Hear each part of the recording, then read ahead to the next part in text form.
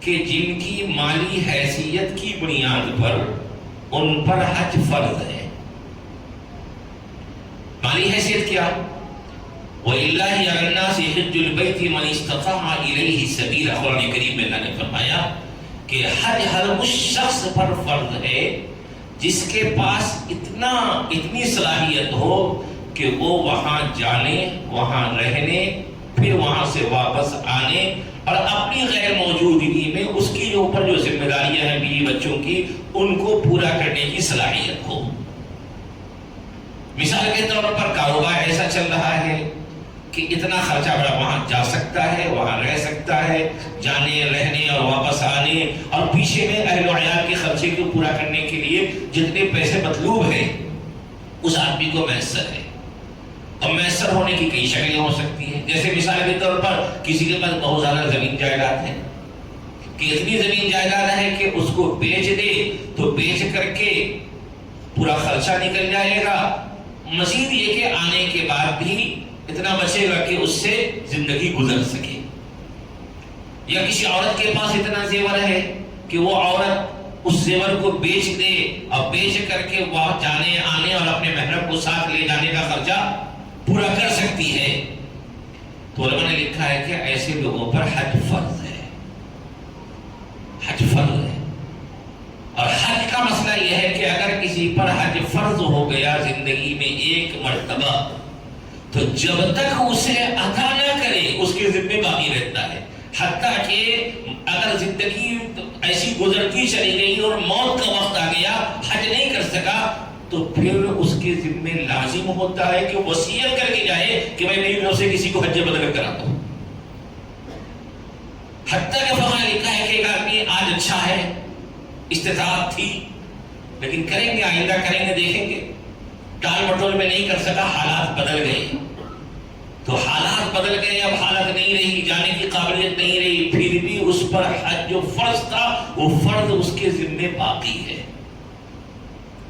اور آج کل کتنے ایسے لوگ ہیں، کتنے لوگ بڑھاپے میں پہنچ گئے، ان کی جوانی کو یاد کریں گے تو ان پر حج فرض تھا ان کے حالات کے لحاظ سے، لیکن اب حالات نہیں ہے. اس لیے میں لکھا ہے کہ حج فرض ہو گیا تو جلد سے جلد اس فریضے کو ادا کر دیجئے تاکہ بعد میں اگر حالات بدل بھی جائیں تو پھر کوئی پریشانی نہ ہو. لیکن اپنے معاشرے میں ایسے بہت سے لوگ ہیں جن پر حج فرض ہے لیکن عمرے پہ عمرے جاتے رہیں گے، آئندہ کریں گے حج.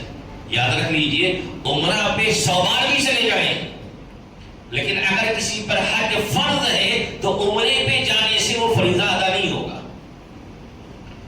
حج کرنا ہی ضروری ہے. کسی کو اتنا پیسہ دے دیے چلو فی سبیل اللہ خرچ کر دیے، نہیں، خود حج کرنا. یا بعض لوگ کہتے ہیں جو حج بدل کرا دیں گے. حج بدل کس کے لیے ہے؟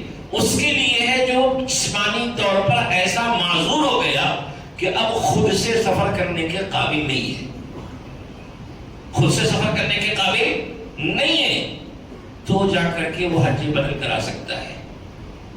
حتیٰ کہ وہاں لکھا ہے کہ اگر ایک آدمی بہت بیمار ہو گیا، فریش ہو گیا، اب اس کو دیکھا کہ بھائی حالات جانے کے نہیں ہیں، اس نے مجبوری میں حج بدل کرا دیا، لیکن پھر بعد میں صلاحیت طاقت آ گئی، چلنے پھرنے کی قوت ہو گئی، سفر کرنے کے قابل ہو گیا، بیماری دور ہو گئی، تو فرمایا کہ پہلے جو کسی کو حج بدل کرایا تھا وہ نفلی ہو جائے گا، اب خود حج کرنا ضروری ہوگا. اپنے معاشرے میں ایسی بے شمار خواتین ہیں، بہت سے لوگ ہیں کہ جن پر ان کی مالی حالت کے لحاظ سے حج فرض ہے، یا تو وہ ٹال مٹول کرتے ہیں، بعد میں حالات بدل جاتے ہیں، یا عمرے پہ عمرے کرتے رہتے ہیں، کیونکہ عمرہ بھی آج کے دور میں ایک تفریح کا پروگرام بن گیا ہے. بہت سے لوگوں کو کچھ نہیں ہوتا تو سال میں 2 مرتبہ 3 مرتبہ تفریح کی نیت سے فیملی ٹرپ کے طور پہ جاتے ہیں مزے اڑانے کے لیے. یقیناً وہ عبادت ہے، عبادت کرنے کا ثواب ملے گا انہیں، لیکن حج کو چھوڑ کر عمرہ کرنا یہ بہت بڑی نادانی ہے، کیونکہ فرض کو ادا کیے بغیر نوافل میں وقت لگائے رہیں یہ مناسب نہیں ہے. ایسے ہی بہت سے لوگ وہ ہیں